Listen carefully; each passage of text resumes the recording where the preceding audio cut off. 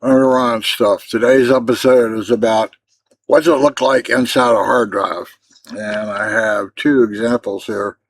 These are the old mechanical hard drives, which are still prominent in most people's computer. And nobody's probably ever seen what it looks like on the inside, so I thought I'd do a short video on it. And it's basically like a record player. You can see here is this is a record that spins around, but unlike a regular record, it doesn't have grooves you can see, but it has magnetic grooves, if you will, that go all the way around this platter. And actually, it has on the underside as well. This is a single platter. I think it's a 1 terabyte drive, but it has, if you will, a needle or a reading head right here. I'll move it back and forth. You see that? That moves back and forth and reads data off as this record spins. Okay? And it has a needle on the underside of it that also can move around and collect and pick up data off of this record. So it's just like a record player. Only it stores, instead of cutting grooves into a piece of plastic, it's putting ones and zeros, if you will, magnetically on the surface of this metal disc. The same is true for a smaller version of it. This is out of a laptop. I think this is also a close to maybe a 1 terabyte drive.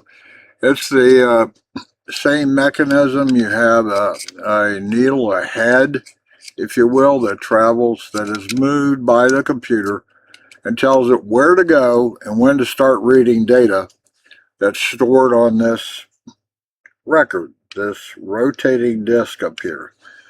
The speed of the rotating disc can vary. The standard used to be about 5,400 RPMs, and you still find those in manufactured low-end computers or laptops. It was 5,400 RPM. And what has the speed of this rotation got to do with anything? Well, the next higher up is 7,200 RPMs. Because the disk is rotating at a much faster rate, well, much faster, but this head can extract more data off as the head goes by because it's going by at a faster speed. So 5,400 was once upon a time sort of a standard rate, but the 7,200 is more common. Now, there were, in fact, 10,000 RPM drives. I think there still are, but they're very expensive. And even on these drives, you can find ones that are meant for like servers or things like that. They have either helium or some sort of the bearing in here that this rotates on is actually gas, and it keeps, there's no friction. And so they've gotten really fancy with that. But anyway, 7,200 RPMs or 10,000 RPMs. Now what is happening is these mechanical drives, and there is a motor on the other side here, you can't see it very well, but right here's the motor, and there's some leads coming off the control board right there. That's the only control board for this hard drive right here, and what you see on it's about what you got. And there are a couple leads coming off of it which go over to that motor, and it powers it up and keeps it powered up at whatever RPM it is. It doesn't vary. Whatever, if it's 54, it's 5,400 RPMs all the time. If it's 7,200 RPMs, it's 7,200 RPMs all the time. There are some tools, software tools, that you can look to see how many hours has this thing been powered on, and has it detected any sort of errors. There's a thing called SMART that got adapted, which is SMART something or other. It looks at various parameters on the drive, and if it detected a bad sector or an area on the drive, it would mark that out of being able to be used in the future. So there are some tools you can get, tell many hours that this thing has been powered on, the number of times it's been powered up, These can go, I think there's like 500 to 1,000 mean time between failure. Most of these drives are intended to do 500,000 rotating hours before something bad goes happen. And I've had hard drives where the motor went out, and that's, you're screwed. You can't fix those. Maybe if you had really critical data, you could send it off to a special service, and they could very gently take this disk out of here and put another motor in, and you'd still have your data. But it takes a highly qualified person to do that. Anyway, this is inside a mechanical old hard drive, and there's nothing real magic to it other than you can imagine the engineering that's gone into making the ones and zeros that it writes on here, if you will, smaller and smaller, increasing the density that is on this. They call it a platter, I call it a disk, you could call it a record, whatever it wants. I think on larger drives, like a 4 or 10 gigabyte drive, they probably have more than one platter or one disk, and there's another set of heads in there. But nonetheless, they're all the same. Now, what's happening is you're going to what's called solid state drive now, which do not involve mechanical. Oh, you can hear it moving. I don't know what it is. Oh, no, it's not the. It's not the platter. Oh, it's the head. It's moving right here. It's now I fixed it so it wouldn't move. The head is setting on the bearing as well, and you can hear it, and it moves around on the disk.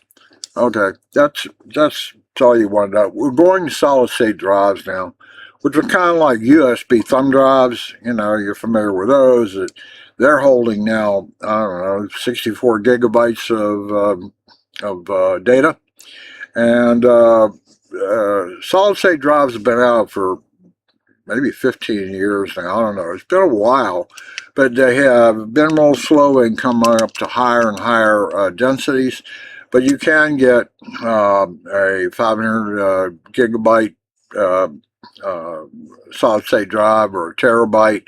I think they may have them up to 4 terabytes now that are solid state, but they're very expensive still at this point. And they're non-mechanical. These guys, if you drop them while they're on, it's liable to, head is liable to hit the surface of the disk. So it's better than it used to be, but you don't want to be moving your computer while it's powered on, especially where you could do a sudden jerk or a drop. These guys don't like to be dropped at all. That head is skimming that disk up above it, less than a human hair away, and this, anything that would cause it to bang like that would ruin the drive.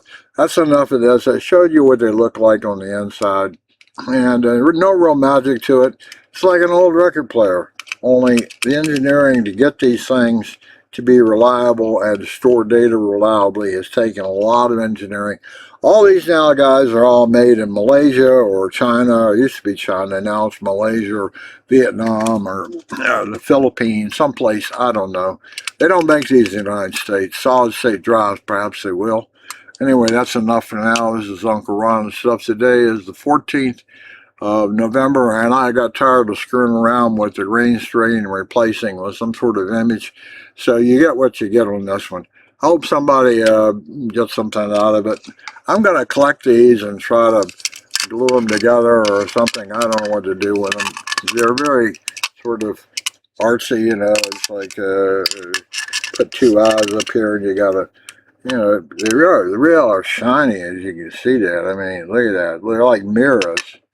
But they're actually a metal disc that's been coated with magnetic, I don't want to call it paint, I don't know what it is, magnetic something that actually stores the data on the drive.